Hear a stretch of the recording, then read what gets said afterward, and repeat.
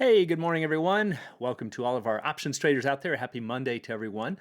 And I've got a really good question that you need to get in the habit of asking, and that is what else changed? And what I'm talking about here is looking at, let's say, strategy A compared to strategy B, or legging into a vertical spread. You buy a call now, but you sell a call at a later date. And the point is that traders just get hung up on the net costs, debits and credits, but they never stop to say what else changed. What happened to my deltas, to my gammas, to my max gains and losses? They just get hung up on the debits and credits. So let's look at some examples and see how easy it is to get tricked when you don't ask what else changed. Before we do, as always, please be sure to click like and subscribe. It's greatly appreciated and helps to promote the channel. So let's start off with a call option versus a vertical. Let's say the stock is trading for 100, has 30 days to expiration, and volatility is at 50%. I'm going to use a fairly high vol here just because that's a common reason why people might choose to do a vertical spread. Now, a pricing model says that the 100 call is worth 571 and the 105 call is worth 369. So you could either buy the 100 call for 571, which means you could potentially lose 571, or you could do the spread. And the spread is going to cost you 202. That's because you're going to spend 571 here and collect 369. So what traders do is they'll say, well, gee, 202 is a whole lot less than 571, so this is better. I've got less money into it, and I still basically own this $100 call. Well, another little tip, remember, get out of the habit of thinking of good, better, best. That is never true in options or in financial investing, trading, ever. It's just different. And this is why you have to ask, well, what else has changed? So let's compare these. Let's look at the 100 call for 571 compared to the 100-105 vertical for 202. So here is our current risk graph with 30 days to expiration of the long call. And if we overlay the 100-105 vertical, look at that. Much flatter. See, that catches a lot of people by surprise. They think that they're just going to be making all kinds of profits, yes, up to 105, but they don't realize how much they've really flattened those deltas. Gamma is almost non-existent. This red line is fairly straight compared to the blue. Blue's got a lot of gamma in there, or a lot of curvature, and that means you're going to increase or accelerate your deltas as that stock price goes up. So the main reason for choosing the vertical, the red line over the blue line, is down here, is to reduce the maximum loss. But also remember, it comes at a cost of greatly reducing not only the total profits, but how quickly those profits appear. So for instance, even if the stock gets to 105, if you just had the call, you can see your profits are much higher on this blue line. The blue line sits much higher than the red on this date. So even though at 105 the vertical spread would be maxed out at expiration, today those profits are much, much greater by just trading the long call. And again, yes, the maximum losses are also potentially greater, but that's the trade-off. But these are the things that you need to ask and to understand before you choose one over another. Now, here's where things can get even trickier, and I talk to a lot of traders who step into these traps. Maybe legging into a vertical. When we leg into a vertical, it means we're going to buy the call today, the long call, and at a later time sell a call. So for example, let's say again that the stock is 100, 30 days to expiration, volatility 50%. Our 100 call that we saw was trading for 571, and the 105 call was 369.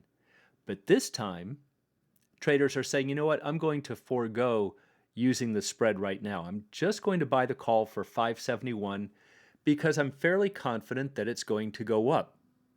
And then when the stock goes up, then I'll sell this 105 call and I can get more than 369. All right, well, let's say that that's true. Let's say the stock rises to 105 after 10 days. So we've got 20 days to expiration on this 100 call and on the 105. Now the pricing model says that that 105 call is worth 490. And again, this is where traders say, man, this is awesome. I can get 490 instead of 369. And so I've almost recouped all of my original principal. It was 571. So it was much better that I waited. But let's look at it a different way. What else has changed? With the stock at 105, if that call is trading near 5, this is almost at parity. That should be a red flag. This is basically a synthetic sale, which means that you are almost effectively just closing it. But traders don't see that. They just say, okay, let me sell this 105 call for 490, and now I have effectively created the 100-105 vertical for just 81 cents. That's spending 571 for the 100 call and now collecting 490 for the 105. So once again, the trap that traders fall into is they'll say, it was much better that I waited. I've only got a cost basis now of 81 cents instead of 202. Now I can only lose 81 cents, and yet I could make a potential of 5. So this is really looking like a great trade. But they don't see that this was sold at virtual parity. So here's what happens. Here's your long call in blue that we saw before, and in red is the spread if we had done it at the onset. This is what we saw before where we paid 202.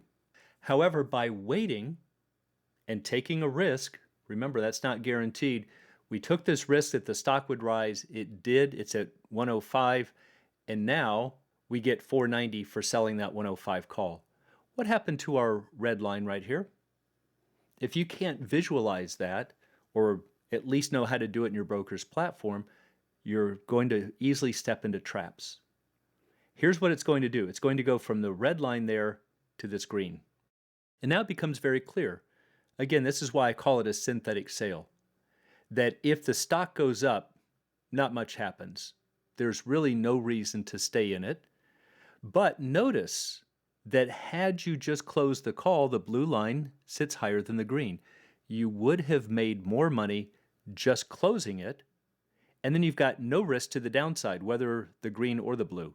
All of that's eliminated. But notice by legging into the spread and going to the green line, no matter what happens, you cannot catch that same profit. So there's really no reason in the world to do it. All it's doing is reducing the amount you could lose, but it's not changing really anything to the upside. This is just clearly a bad trade because it's a synthetic sale. It's more of what I've talked about in previous videos that are a danger. It can hurt you, but it really can't help you. And yet it's very easy to look like it was a great idea because now you could sell that call for $4.90 and get a much bigger credit. So this is just one of many examples where traders step into traps by not asking that simple question. So the thing that I want you to get from this video, always be sure to ask, what else changed? Don't just focus on what's happening to your credit or how much that debit has been reduced or how much you've swept off the table. Ask what else has changed. What about your deltas? What about your gammas? What about the maximum gain, the maximum loss? Where will those occur? Understand the full picture, not just the net debit or credit. Also ask, are these changes in line with my goals? Does it make sense? And then also, what about your risk tolerances? And if you learn to ask that simple question and also how to identify the answers, you're going to find out you will make much better decisions. And remember, when you do that, you're going to have better results. And for anyone who'd like to learn more about the arts and science of options trading, please check out the Alpha Trader course, Strategy Lab, and a Candlesticks and Technical Analysis course. It's all at optionsatoz.com. Also, please join us on Options A to Z's Facebook trading group, and you can find a link in the description below.